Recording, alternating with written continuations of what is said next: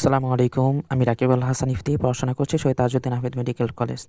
তো আজকের এই ভিডিওতে আমরা হাইড্রা চলন নিয়ে আলোচনা করব। হাইড্রা চলন বলতে মেইন কথা হচ্ছে কীভাবে হাইড্রা চলে।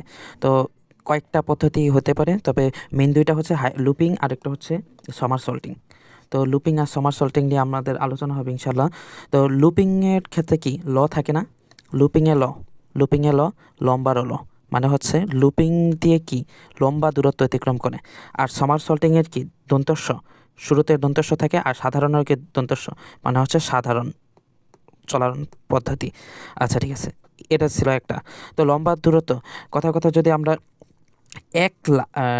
এক মানে সমানে সমানে যদি লম্বা লম্বা পা দিয়ে যদি চলাচল করি, তাহলে কি বেশি দূর মানে আপনার বেশি দ্রুত অতিক্রম করতে পারবো না, আস্তে আস্তে অতিক্রম করতে হবে। তাই এজন্য কি দ্রুত নয়, আর এটার মধ্যে দ্রুত আছে, দ্রুত কেমন। আর লুপিংয়ের অপর নামগুলো মনে রাখবো, হামাগুড়িও হতে পারে, পরে হচ্ছে জোকা হতে পারে, জোকা চলন। আরেকটা হতে পারে শুয়োপোকা কেমন, শুয়োপোকা। আর সমারসল্টিংয়ের অপর নাম হচ্ছে ডিগবাজি কেমন। এখন সিস্টেমটা দেখি। দেখেন প্রথমে মানে পদচক্তি আছে, আর উপরে আছে কর্ষিকা লুপিংয়ের ক্ষেত্রে। তো কর্ষিকাটা মাটিতে স্পর্শ করবে। তো মাটিতে স্পর্শ করার পরে এটা তার দেহকাণ্ডকে ওই কর্ষিকার পাশ মানে কাছাকাছি নিয়ে যাবে।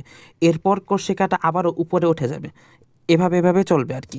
আর সমারসল্টিংয়ের ক্ষেত্রে কী হবে, প্রথমে কর্ষিকাটাকে মাটিতে লাগাবে, যা মাটিতে লাগাইছে। তো মাটিতে লাগানোর পর কর্ষিকার উপর উঠে যাবে। আর পদচাকতিটা কি তাহলে উপরে হয়ে উঠে গেল, আর কর্ষিকাটা থাকলো কি নিচে।